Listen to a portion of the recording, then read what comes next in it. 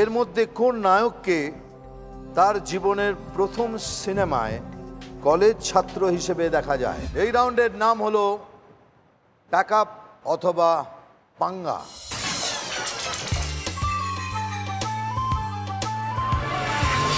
চলো শুরু করছি তোমাকে দিয়ে, তুমি একটু এগিয়ে রয়েছো। কলকাতা, কি করো তুমি? আমি স্টুডেন্ট, ইঞ্জিনিয়ারিং স্টুডেন্ট। আর কিছু হবি? গান শোনা। গান শোনা, গান গাওয়া? অল্প অল্প। এমনি কি জীবনে কি দাদাগিরি করেছো এমন কিছু মনে আছে? দাদাগিরি বলতে কলেজে যখন প্রথম এলাম ফার্স্ট ইয়ারে প্রচুর র্যাগিং হয়েছে আমার। সেকেন্ড ইয়ারে যখন উঠলাম ফ্রেশার্সদেরকে পুরো বাঁচিয়েছি, মানে অ্যান্টি র্যাগিং এ চলে গেছি পুরোপুরি। লয় এটা বলে কানুনকে, ragging is it's a crime. Crime. তুমি কত পয়েন্টসের জন্য খেলবে? 4। তোমার জন্য 4 পয়েন্টসের প্রশ্ন। এর মধ্যে কোন নায়ককে তার জীবনের প্রথম সিনেমায় কলেজ ছাত্র হিসেবে দেখা যায়, মানে debut film? Option A Ajay Devgn, option B Shahrukh Khan, option C Salman খান।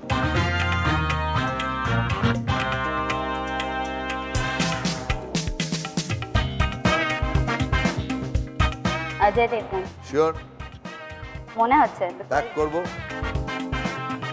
আপনারা 5 জন যদি পাঙ্গা নিতে চান অথবা চ্যালেঞ্জ জানাতে চান, আপনার সময় শুরু এখন।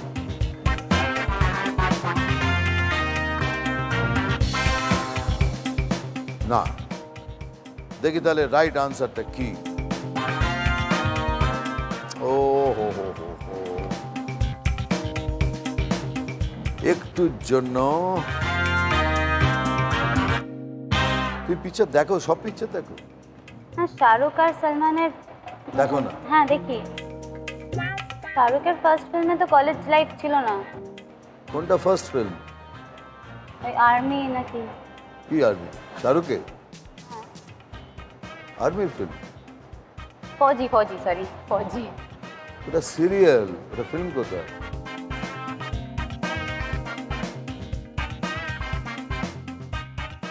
সলমানের প্রথম বই কি ছিল? मैंने प्यार किया। বাট সলমানের ফার্স্ট রিলিজ ফিল্ম কি? First release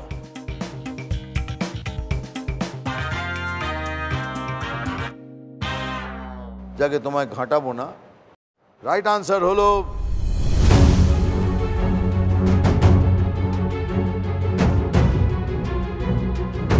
Ajay Devgan.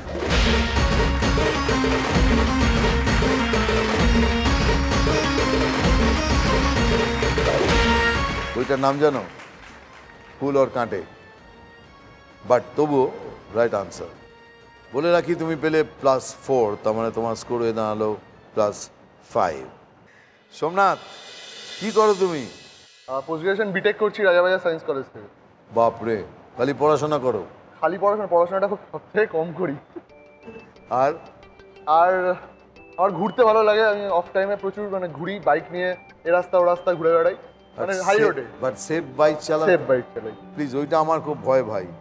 সবাইকে আমি হাত জোর করে বলি, হেলমেট পরে বাইক চালাচ্ছ আস্তে চালাও, কোনো হিরোগিরি করার কোনো দরকার নেই।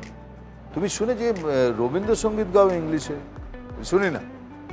আমারও পড়ানো যাহা চায়, that is what my heart longs, you are that ওহো, that is what my heart longs.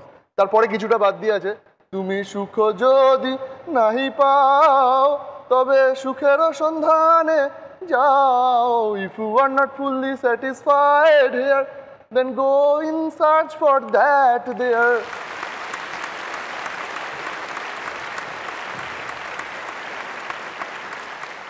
আর একটা আছে ছোট্ট এক লাইনে, সেদিন দুজনে দুলেছি মনে ফুলো ডোরে বাঁধা ঝুলো না। ওরে বাবা রে। That day we together swung in the forest flowery crept cradle.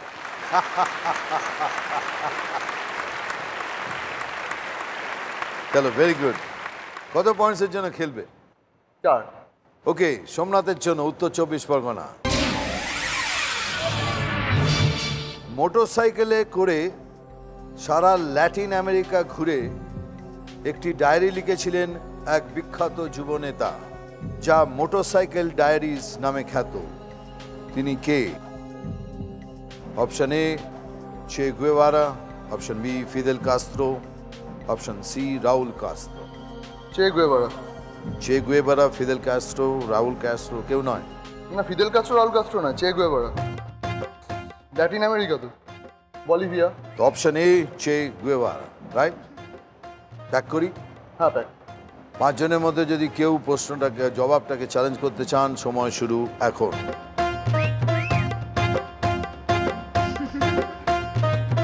কেউ চ্যালেঞ্জ করতে চান না। সঠিক জবাব হলো চে গুয়েভারা।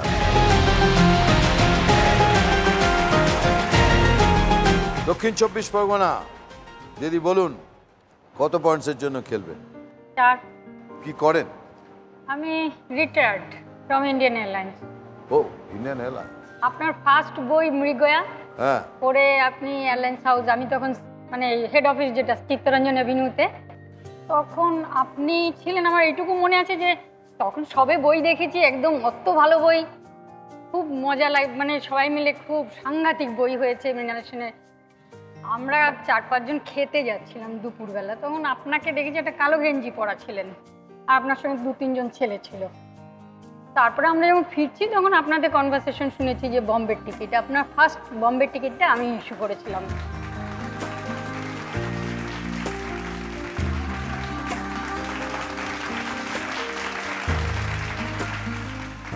তারপরে এয়ারপোর্টে তো আপনাকে অনেকবার তুলেছি, আপনি আমাকে খেয়াল করতে পারবেন না, কিন্তু আমি আপনাকে স্কট করেছি, একটা তুলে দিয়েছি। আপনি কিভাবে বুঝলেন কি আমি খেয়াল করতে পারিনি?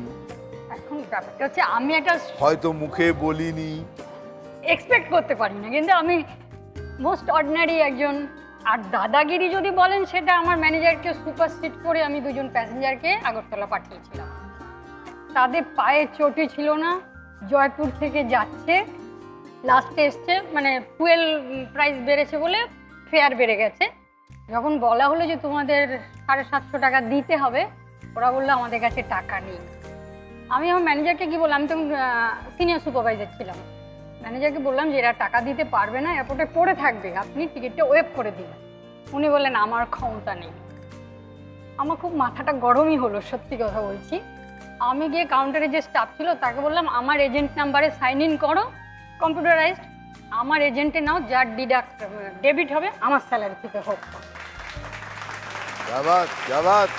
অ্যাকসেপ্ট করেছে। নট অনলি দ্যাট, ওরা ওই কাউন্টারে যে ছেলে ছিল একজন আলফ্রেড খান বলে, ও আবার ওদের বলে দিল যে তোমরা আগরতলা অফিসে গিয়ে টাকাটা দিয়ে দিও, দিদির স্যালারি থেকে কাটা যাবে।